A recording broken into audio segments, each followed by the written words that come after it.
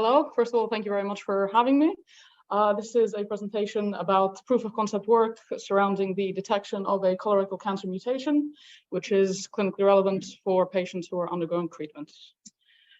This is a brief overview of the project.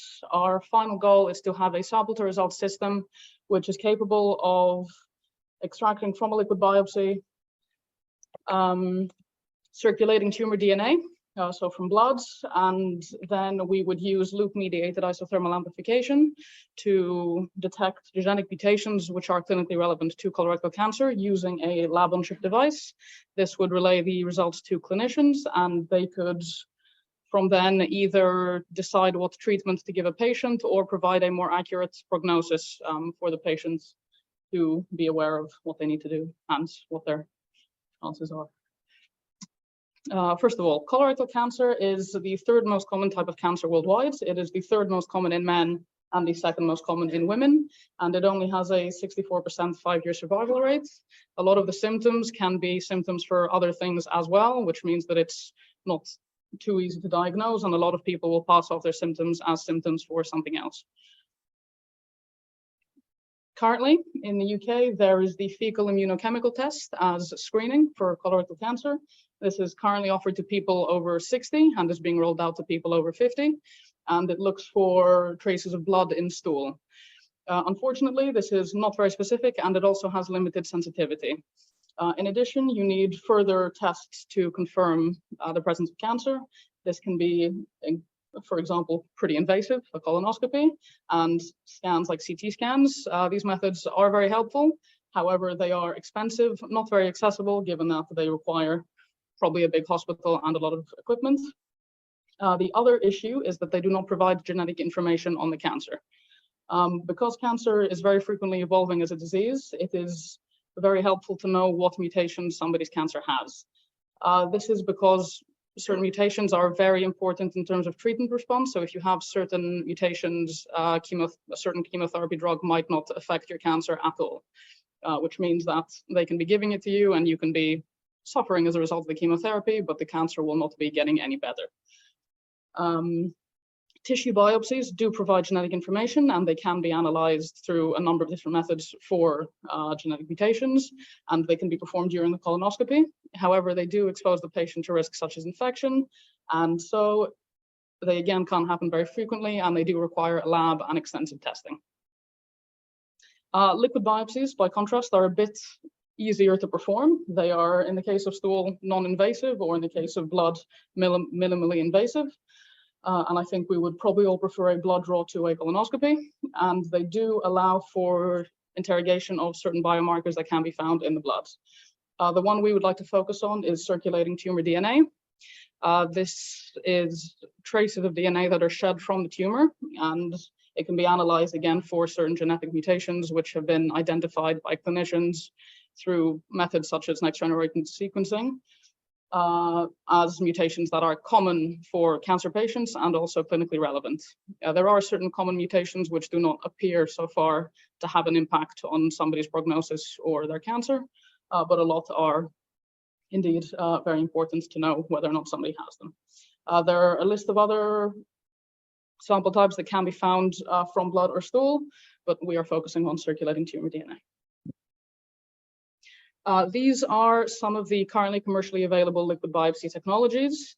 They can analyze hundreds or thousands of genetic mutations, which is obviously very helpful. The downside of these is that sadly they are either PCR-based or next-generation sequencing-based, which means that the equipment required is pretty expensive, not very accessible to people, and so they are not really available for point of care, which is what we would like to go into. One of the mutations that, again, can be analyzed by PCR next-generation sequencing is the TP53 p.R248W mutation. The TP53 protein is one of the most important tumor suppressor genes that we have. It is hugely important in regulating the cell cycle and preventing tumor growth. When it is mutated, unfortunately, this tumor suppression function is disrupted, and it can even gain function and actively promote tumor growth. which is not ideal and leads to poor prognosis in patients. And it can also, there are some studies which show that it impacts response to certain chemotherapy drugs. On a molecular level, the mutation means that DNA binding is altered and the protein can also aggregate. In order to detect genetic mutations, DNA amplification is used. The one method you have probably already heard of is PCR. This is a very common method in molecular biology. The downside of it, however, is that it requires thermal cycling. This means that in order to amplify DNA, it goes between 50 and 96 degrees every minute or every 2 minutes, which requires a very expensive piece of kit, which can cost between 5,000 and 50,000 pounds. By contrast, LAMP, or loop-mediated isothermal amplification, only requires a single temperature, 63 degrees, which means that the heat block that can be used in order to perform it can be 60 pounds or even less than that. It uses 6 primers. It's also significantly faster than PCR. It can take, as a maximum, 25 minutes. Some assays are as quick as 5 minutes. And so it is a lot more applicable to point-of-care applications.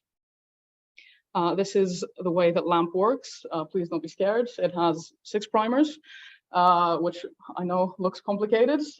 This is a method that we've termed allele-specific LAMP. With cancer mutation, there is only one DNA base or nucleotide base, which varies between the wild type or the normal version of the gene and the mutated version of the gene.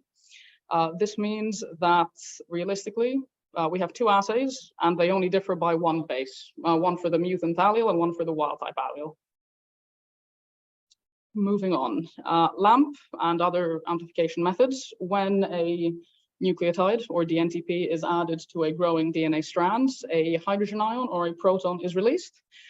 This works very well with lab-on-chip applications, and something you probably have already heard of, ISFET, as the growing hydrogen ion concentration can be detected by the surface of the chip and relayed as a change in pH. So the more DNA you have, the more amplification occurring, the more, the lower the pH is getting. Our lab-on-chip looks somewhat like this. It has an ISFET array that has just over 4,300 pixels, and ISFETs can be produced in CMOS technology, which means that they are scalable, low cost, and relatively robust. Onto the CMOS microchip, we place an acrylic manifold with some tape, which forms the sample well on the surface of the ISFET array.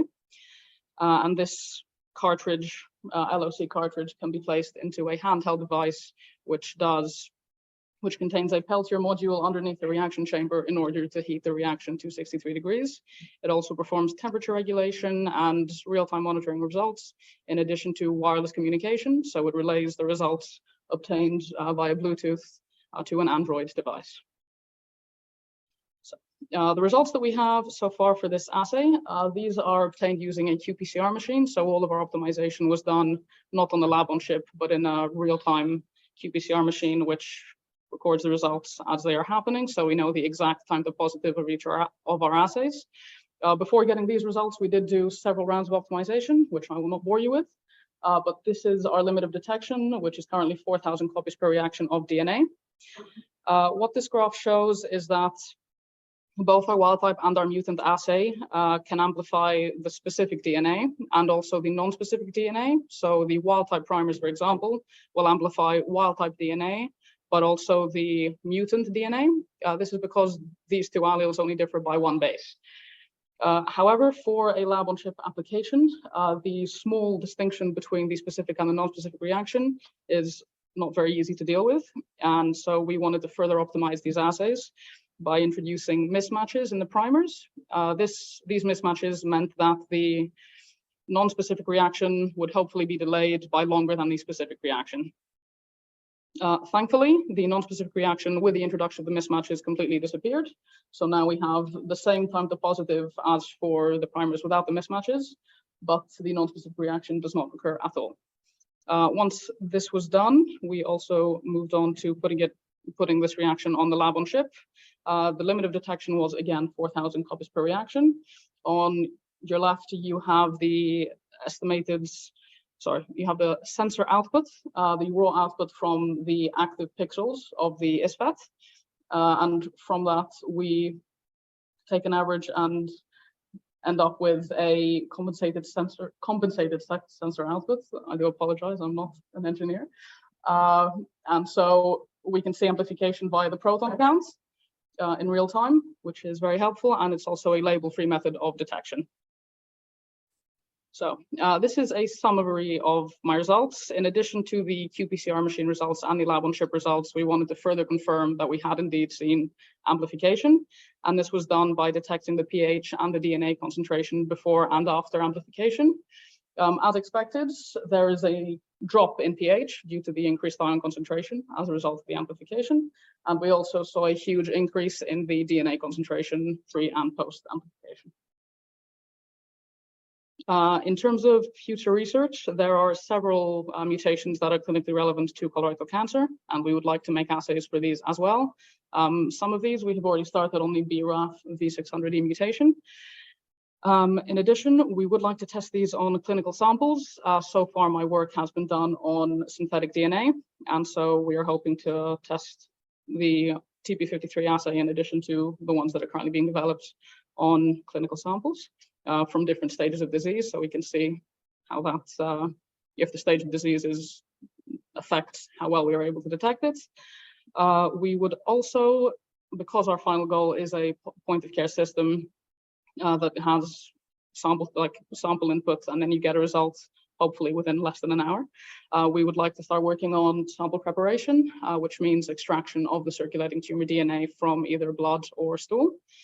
And we would use this device for monitoring of the disease progression for patients who are undergoing treatments. So this would be, once you're already at the doctor, you have a diagnosis, you're undergoing chemotherapy, to detect which mutations are arising, and so maybe you alter course of treatment depending which mutations you have, or the doctor can give the patient a decent prognosis and go from there. Thank you very much to the organizers and also my wonderful lab and the funders below.